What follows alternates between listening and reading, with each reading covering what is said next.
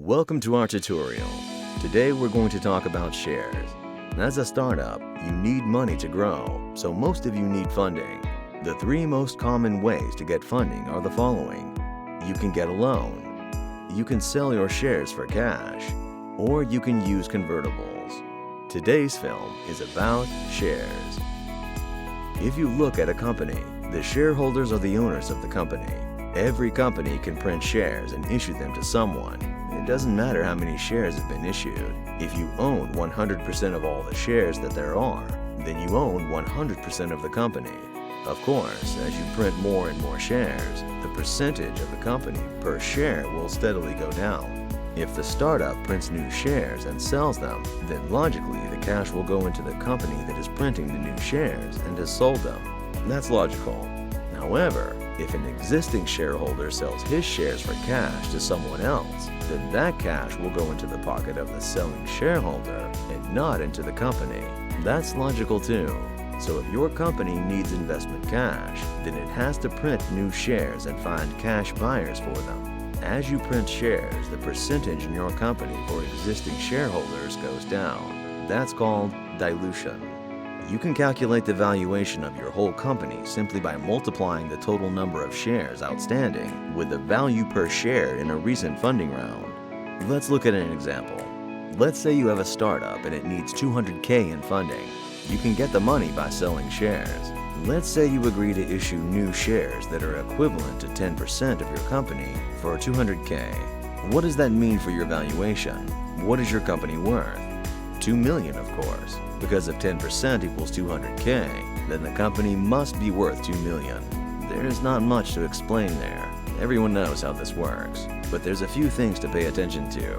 First, if your company is worth $2 million after you issued new shares, then what was it worth just before you issued and sold those new shares? Well, if the new shares are worth $200,000 and the company is worth $2 million after the new shares were issued, then right before the share issuance, the company must have been worth $2 million minus $200,000, equaling $1.8 million. In this example, the $1.8 million is called the pre-money valuation.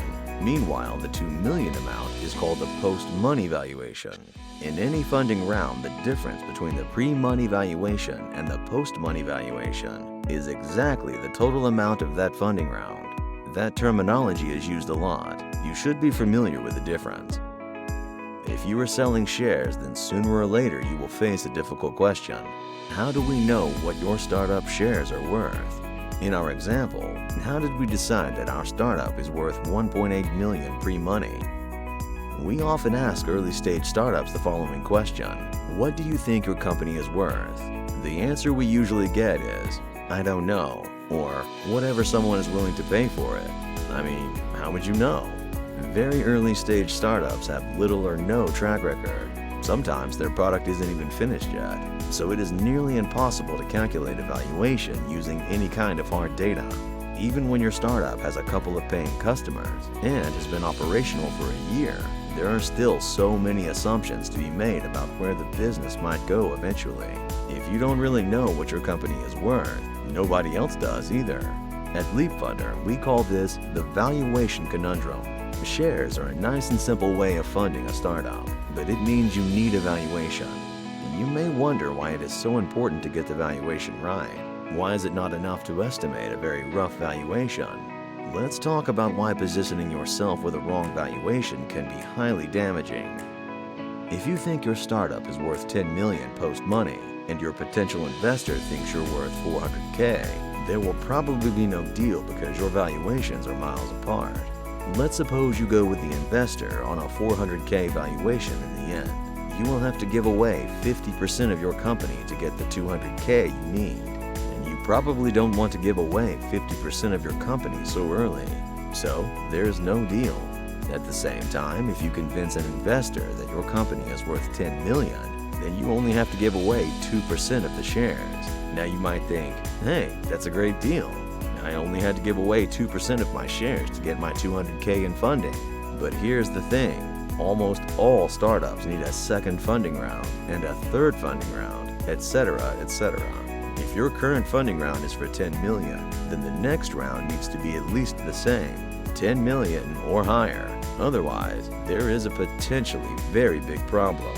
Suppose that your startup is valued at 5 million at the second funding round. Your initial investors need to take a big write-down on their investment, which was at 10 million.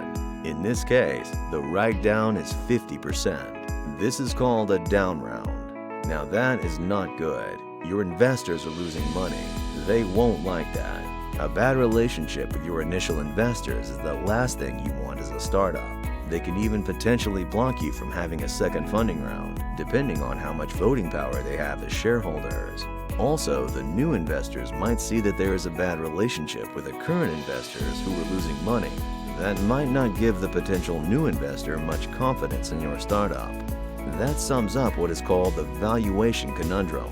If you go too high with your valuation, you will cause trouble in future funding rounds because the share price might decline. But going very low on the valuation to avoid that problem is not a solution either, because you will end up giving away too many shares early on. The valuation of your shares is one of these things that you want to get just right. And that's the trouble with shares. They are nice and simple, but early stage startups can't always use them because you would have to guess at a valuation, and that valuation is unlikely to be just right. However, there is a solution for the valuation conundrum. It is called the convertible. To learn about that, watch our convertible movie. We have plenty of other videos. Check them out. We hope you've enjoyed this video.